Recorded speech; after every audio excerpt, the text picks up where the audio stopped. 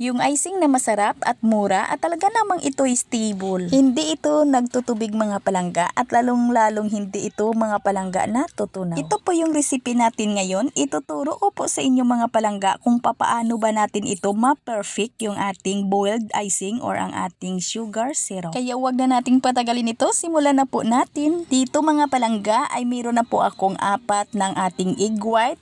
Large na itlog po ito yung kinuhanan natin ng ating egg white. At yung bowl na paglalagyan natin ng ating itlog na puti or ang ating egg white ay kailangan po ay malinis at tuyo or dry. Walang bahid po na kung ano-ano at kailangan po ay hindi po natin nahaluan ng egg yolk. At maglagay lang tayo dito ng 1/2 teaspoon ng ating cream of tartar. Kung wala tayong cream of tartar mga palangga ay maglagay lang po tayo ng 1/2 teaspoon ng ating suka. At isit aside lang muna natin ito at magpakulo muna tayo ng ating asukal. Sa ating paglulutuan mga palangga ay maglagay lang po tayo ng 2 cups ng ating puti na asukal at 1 cup na tubig. At pakuluan natin ito mga palangga sa malakas na apoy. Pakuluan natin ito mga palangga ng 5 minuto at hindi po natin ito hahaluin ha. Hahayaan lang po natin kumulo yan sa loob ng 5 minuto. Paano ba natin malalaman mga palangga kung yung ating asukal ay pwede na? Pagkalipas ng 5 minuto mga palangga ay kukuha lang po tayo ng kutsara. Ayan po. Iangat po natin. Pag ganyan pa mga palangga na nagputol-putol pa yung ating asukal, ibig sabihin yan mga palangga hindi pa yan pwede. Hindi pa yan syrup yung ating asukal. Patuloy pa po natin yang pakuluan. At kailangan kada lipas ng 1 minuto ay kailangan po natin itong tingnan. Kailangan po natin itong ipagpatuloy yung pagkuha natin na iangat po natin yung ating kutsara mga palangga. At ito na mga palangga yung hinahanap natin. Ito na po siya mga palangga. Ayan po, hindi na po siya na puputol. Ayan po ay pwedeng-pwede na. Okay na po yung ating asukal. At pahinaan natin agad yung ating apoy. Huwag lang po nating patayin mga palangga ha. Mahinang-mahina lang po talaga yung ating apoy. Huwag po nating i-turn off yung ating kalan. At mga palangga ay batihin na po natin agad yung ating egg white. Batihin natin ito ng nasa 5 minuto hanggang sa kuminis siya mga langga na mawala na yung kanyang mga bubbles. At yung attachment ng ating mixer mga palangga ay kailangan po ay malinis at dry.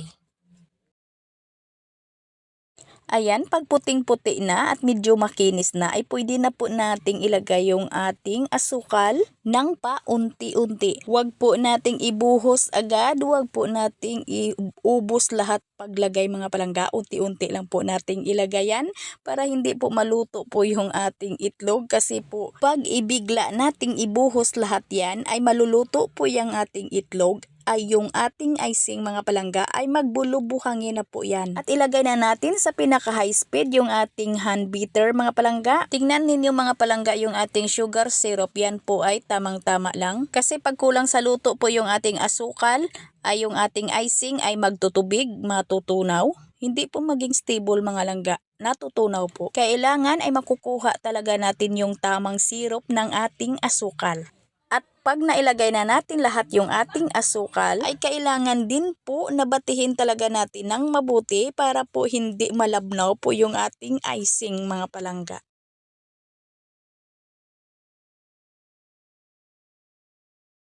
Ayan, pagkatapos kong nailagay lahat yung aking asukal, ay binati ko to ng mga 5 minuto hanggang sa ito'y lumapot. Yung sa gilid ng aking bowl ay unti-unti ko lang po itong tinulak mga palangga kasi parang hindi naabot ng ating attachment.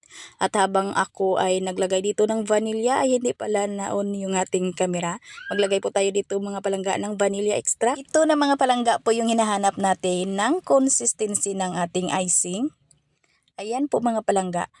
Pag binati ninyo ito, nahawak ninyo yung inyong hand mixer, ay mararamdaman po talaga ninyo na okay na. Pag medyo mabigat na po siya, medyo matigas na po siya, ibati, ibig sabihin yan mga palangga ay okay na po yung ating icing. Pag medyo malapot na po talaga mga palangga, ibig sabihin yan ay okay na po yan. Ayan po mga palangga. At ito lang naman po yung maituturo ko sa inyo mga palangga, yung aking perfect boiled icing na ating recipe ngayon na talaga namang napaka-stable po mga palangga. Akalain yung ginawa ko ng 3:00 ng hapon at pagka kinabukasan pa po ng 4:00 ng hapon mga palangga ay okay pa, wala pa pong pagbabago yung ating icing. At hindi din yan nakalagay sa refrigerator ha. Naka-room temperature lang po at nasa loob lang po ng kanyang box. At yung pag-design ng cake ay talagang hindi ko talaga ituturo sa inyo ito mga palangga kasi ako mismo ay hindi po talaga ako marunong mag-design ng cake. Talagang pasmado yung kamay ko talaga mga langga. Hindi po talaga ako nito tiki. Kaya hindi po talaga ako tumanggap ng mga pa-order na may pabunggahang design kasi po hindi talaga po ako marunong mag-design. Kaya kahit ano na lang po yung pumapasok sa isip ko mga palangga na design ay tinudo ko na. Kung ano yung pumapasok sa isip ko ayan, in-apply ko agad. Wala naman akong mga magagandang tip kasi hindi ko talaga ito linyada mga palangga. Pag-aaralan ko pa itong pagdi-design. Sana nga may time din kasi sobrang busy po Wala po tayong time sa pag-aaral ng pang-design. At sisikapin ko ring ma-practice ko ito. Kayo na mga palangga yung mag-design ng inyong cake ha. Huwag nyo tong sundin kasi nga kahit ako ang pangit talaga. Libre lait na lang po ito mga palangga. Basta yung aking icing lang po. Yun lang po mga palangga. Ayan po, maraming salamat. Sana may natutunan. Magkita-kita po tayong muli. Bye-bye!